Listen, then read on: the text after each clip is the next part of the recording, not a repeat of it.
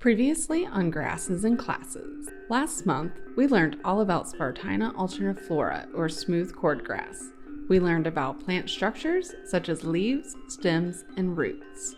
We also learned some fun facts about Spartina alterniflora. We learned about the intertidal zone and the difference between native and invasive species. To continue learning about the plants in our watershed, tune into the fourth lesson of Grasses and Classes, Getting to Know Plants, the pitcher plant. Hi explorers, and welcome to another lesson of Grasses and Classes. This month we're going to learn about a new plant while continuing to learn about adaptations and plant structures. We will dissect this new plant and compare and contrast it with our smooth cordgrass. Last lesson, we dissected and learned more about Spartina alterniflora. Today we're going to look at another native plant in our watershed. It's called the yellow trumpet pitcher plant. First, let's do a quick review. In what zone does smooth cordgrass grow in? Is smooth cordgrass native to Florida? Pause the video now to discuss.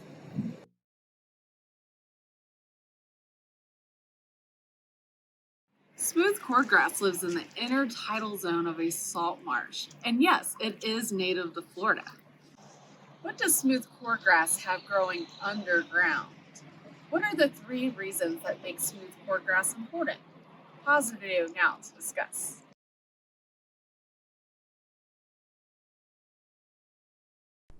Smooth cordgrass has super strong roots growing underground. These roots hold onto the soil. Smooth cordgrass provides habitat, filters and absorbs pollutants, and prevents erosion.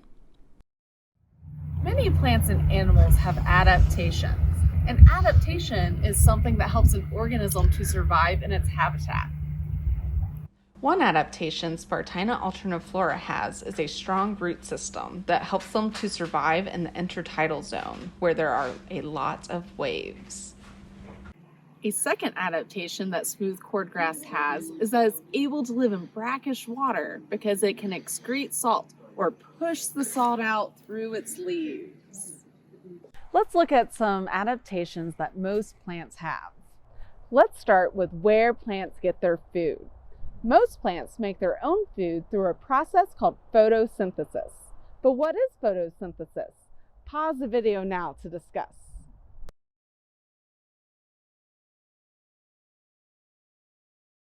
Yes, photosynthesis is the process plants use to change this energy from the sun into food. I'm getting pretty hungry. I must not be able to photosynthesize. Since I'm not a plant, I guess this granola bar will just have to do. Some plants like the pitcher plant and Venus flytrap are also carnivorous, meaning they also catch some of their own food. They get some or most of their nutrients from trapping and eating insects. Why do you think they need to do this? Pause the video now to discuss. This is because the soil that they live in doesn't have enough nutrients for the plant to use and keep them healthy. Today we are going to focus on the pitcher plant. They are native carnivorous plants found in bog ecosystems. Let's break this down. Let's start with native. What is a native plant? Pause the video now to discuss. Native plants exist naturally in a habitat and belong there. Now let's think about carnivorous plants. Carnivorous means meat eater. Pitcher plants have adapted to attract insects to eat. They do not get enough nutrients from the soil and therefore need to get food in another way. They attract insects with their bright colors and sweet scent. The pitcher plant leaf is tubular in shape and is very slippery. Eventually, the insect will fall into the leaf, which has digestive enzymes that will break down the soft parts of the insect for that plant to consume. What is a bog ecosystem? They are wetlands with soft mud covering the ground. They are not as wet as salt marshes where you find smooth cordgrass. Bogs have fresh water, unlike our salt marshes, which have brackish water. Let's look at the parts of this plant. Turn to page 10 to begin filling out your diagram. You will use all of the words in the word bank once. Pause the video now to fill out your diagram. You should have number 1 labeled as stem, number 2, rhizome, number 3, leaf, number 4, digestive enzymes, number 5, lid, number 6, roots, number 7, flower, and number 8, seeds. Now there are 2 parts on our diagram that we have not talked about yet. The first is the lid. What do you think this part does for the pitcher plant? Pause the video now to discuss.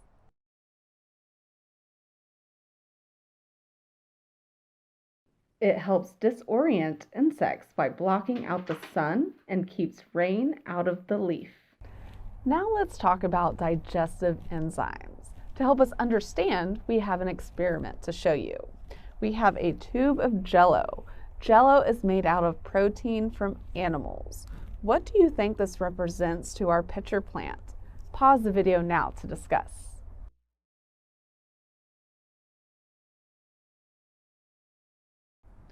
Jell-O represents insects that fall into our pitcher plant leaves. Then we have meat tenderizer, which has bromelain. Bromelain is an enzyme, and enzymes break down animal proteins. What do you think this represents in our pitcher plant? Pause the video now to discuss.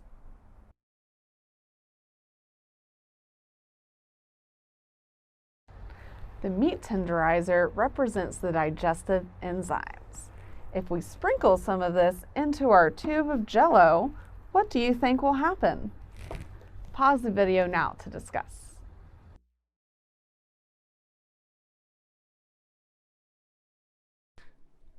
The bromelain will break down the protein in the Jell-O. This is the same process a pitcher plant's enzymes use to break down their prey. If we take a look inside a dead leaf of the pitcher plant, we can find evidence of what the plant can and cannot break down. Here are a few things we have found in pitcher plants in the past. Here is a spider web. We find these a lot in our pitcher plant leaves because spiders like to use pitcher plant leaves as a pitfall trap. They create their spider web, and then the bugs that would fall into the pitcher plant leaf fall into the spider web instead for the spider to eat. Only the soft protein parts of an insect is broken down by the digestive enzymes. We are then left with things like legs and wings and sometimes even parts of their heads. These are parts of a bumblebee and a grasshopper. Sometimes even non-insects will fall into the pitcher plant leaves, like these lizards. These are some skulls and other body parts from lizards found in pitcher plant leaves. As you can see, all the soft protein bits were dissolved, but we are left with skeletons.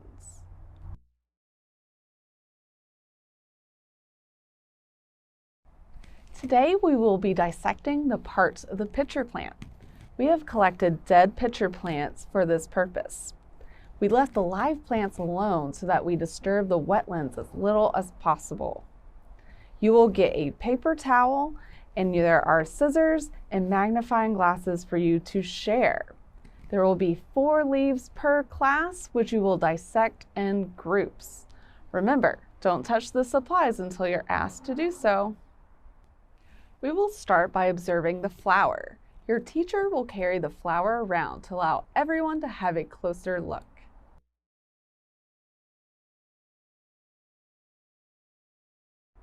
Now we're going to dissect the leaf of the pitcher plant.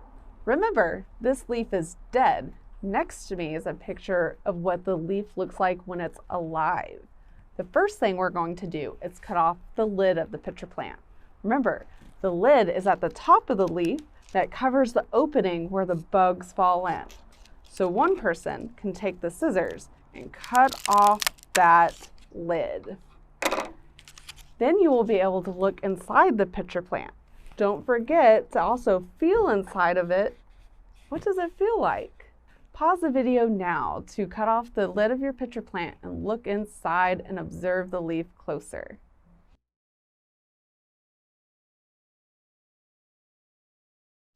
Now we are going to cut open our leaf to see what's inside.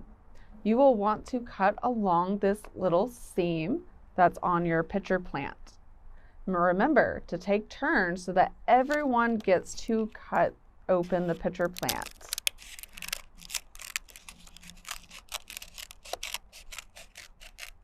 Eventually, you will get down to the very narrow part of your pitcher plant where it's hard to use your scissors. So your teacher will have her own dissecting scissors that she can then help finish opening up your pitcher plant leaf. Once you get to the very bottom, you can open it up and see what's inside. You can pour some of it out onto your paper towel and make sure everyone gets a little bit on their paper towel to explore and see what you can find. Most of what's in this leaf is so small we can't really tell what it is, but when we look really closely, we can see that we have a little bit of an exoskeleton. It's probably from a beetle. We also have a little bit of a wing from who knows what. Pause the video now to look very closely at what you find in your pitcher plant.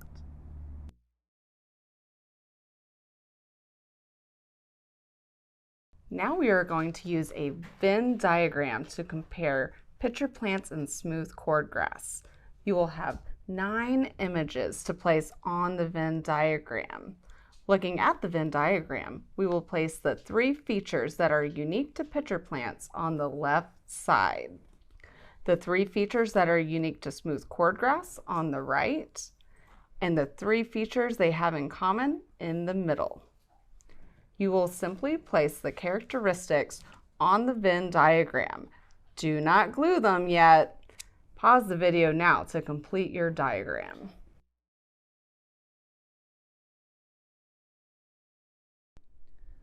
Here's the diagram completed. Adjust your Venn diagram if needed, then glue down the characteristics. Pause the video now to glue down your images and discuss why the characteristics belong in each category.